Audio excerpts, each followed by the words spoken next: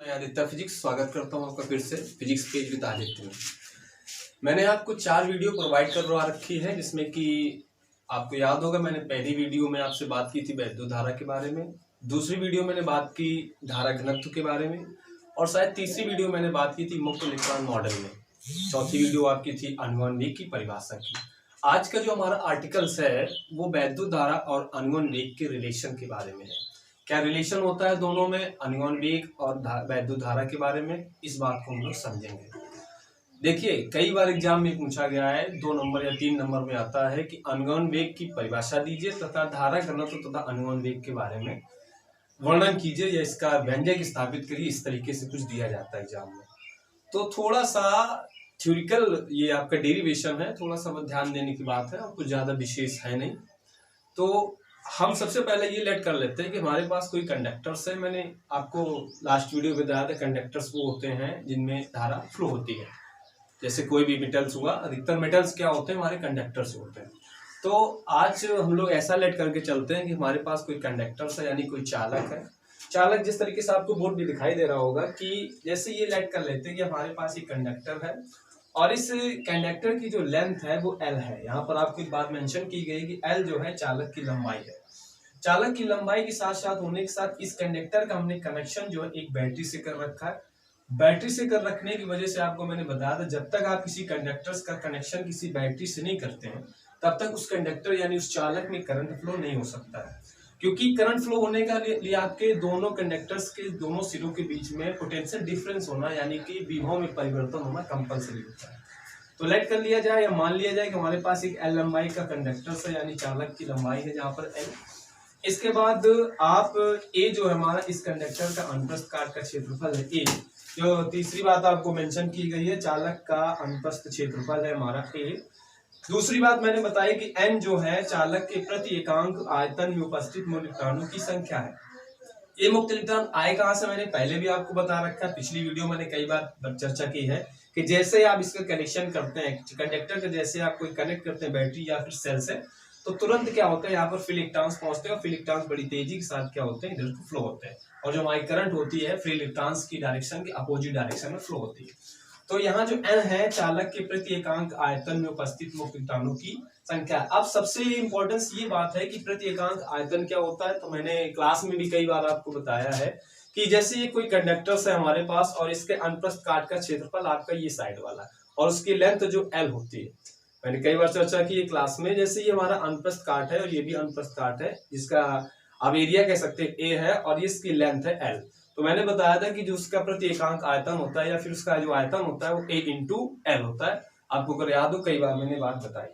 तो हम लोगों ने क्या किया कि n जो है चालक के प्रति एकांक आयतन उपस्थित मुक्त इलेक्ट्रॉनों की क्या है, संख्या है।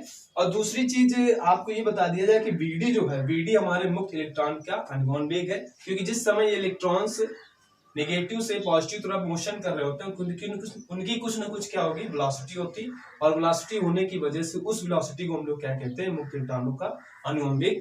मैं आपको एक बात बताना चाहूंगा, अनुवन वेग की लास्ट में मैंने परिभाषा बताई थी कि मुक्त इलेक्ट्रॉन चालक की लंबाई की दिशा में केवल एक अधिसूक्ष्म नियत और औसत वेग ही प्राप्त कर पाते हैं, जिसे हम लोग कहते हैं अनुवन वेग।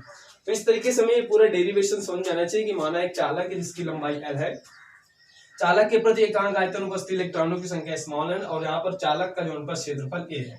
Vd जो है हमारा मुक्त इलेक्ट्रॉनों का अनुवन वेग। दूसरी चीज हम समझते हैं कि जैसे ही यहाँ से इलेक्ट्रॉन गुजरना स्टार्ट करेंगे तो इलेक्ट्रॉन क्या करेंगे, इस सिरे से इस सिरे की ओर मोशन करेंगे। यानी कि आप ये समझते हैं कि यहाँ से लेकर के ये अनुप्रस्थ क्षेत्रफल लंबाई उसकी L होगी। तो मैं समझता हूँ आपको बात समझ आनी चाहिए कि जो AL है उसका प्रति एकांक आयतन होगा, यानी कि A और ये इसका जो अनुप्रस्थ क्षेत्रफल उन्होंने ए रखा है तो बीच में ले रखा है, उसका अनुप्रस्थ क्षेत्रफल क्या है, और यहाँ से लेकर के इसकी लेंथ जो है Vd, इस Vd वेग से इलेक्ट्रॉन क्या कर रहे हैं, मोशन कर रहे हैं। तो एक बात तो स्पष्ट हो गई कि चालक के सिरे में 1 सेकंड में, आपको समझ में आना चाहिए, चालक के सिरे में 1 सेकंड में A इंटू Vd, जैसे मैंने अभी आपको एक बात बताई थी कि किसी भी चालक का अनुप्रस्थ क्षेत्रफल A हो लंबाई उसकी एल हो तो उसका जो प्रत्येकांक आयतन होता है वो एल होता है। इस तरीके से ए इंटू वी डी आयतन के इलेक्ट्रॉन बाहर निकल जाएंगे। कहने का मतलब जिस तरह से यहाँ से इलेक्ट्रॉन इंटर करेंगे इस तरीके से क्या होंगे, आउट होंगे, मतलब बाहर होंगे। तो स्पष्ट है कि चालक के सिरे में 1 सेकंड में ए इंटू वी डी आयतन के इलेक्ट्रॉन बाहर निकल जाएंगे। इसके बाद दूसरी का बात कंफर्म होनी चाहिए कि चालक के सिरे से, अब इस चालक के सिरे से 1 सेकंड में, बात को समझिएगा, चालक के सिरे से 1 सेकंड में प्रवाहित इलेक्ट्रॉन की संख्या, देखिए आयतन तो हमारा ए इंटू वी डी था और नंबर ऑफ इलेक्ट्रॉन्स कितने थे, एन थे।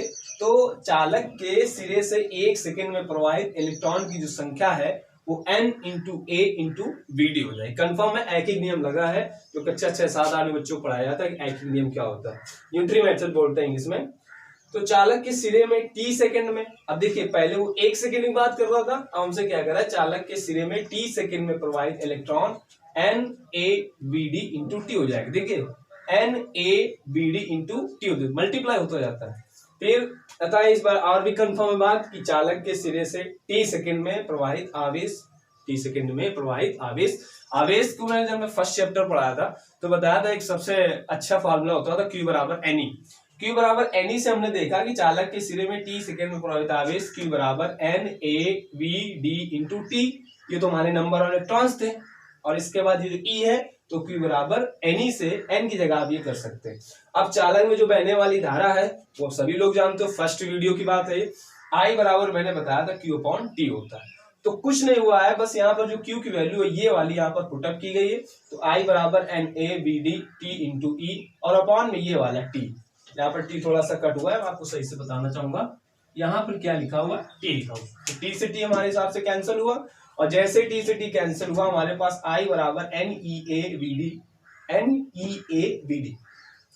ये NaVd जो है वैद्युत धारा तथा अनुवन वेग में संबंध है। कई बार एग्जाम में आपसे पूछा गया है कि वैद्युत धारा तथा अनुवन वेग में क्या संबंध होता है, तो आपको अच्छे से बात पता होनी चाहिए कि वैद्युत धारा तथा अनुवन वेग में संबंध जो होता है I बराबर NeaVd होता है, जहां पर I वैद्युत धारा होती है, कंफर्म है, N जो है प्रत्येकांक में उपस्थित इलेक्ट्रॉनों की संख्या है और फ्री इलेक्ट्रॉन संख्या है, E जो है मूलावेश है, A अनुप्रस्थ क्षेत्रफल है, Vd हमारा अनुवन वेग है। एक बात बेटा और यहाँ से बताना चाहूंगा कि अगर ये R जो A लिखा है उसको आप इधर लाए तो I अपॉन A बराबर NeVd हो जाता है।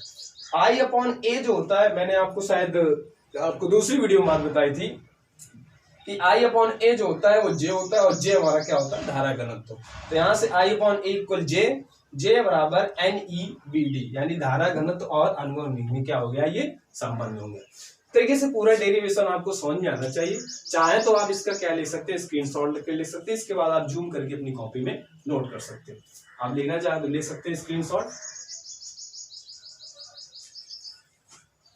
ठीक है। तो आप ले चुके हैं स्क्रीन। तो आज के लिए हम इतना ही रखते हैं। आगे की बात जो हम लोग करेंगे वैद्युत प्रतिरोध के बारे में बात करेंगे और वैद्युत प्रतिरोध के बाद नेक्स्ट हम लोग आर्टिकल्स की बात करेंगे। आज के लिए इतना रखते हैं।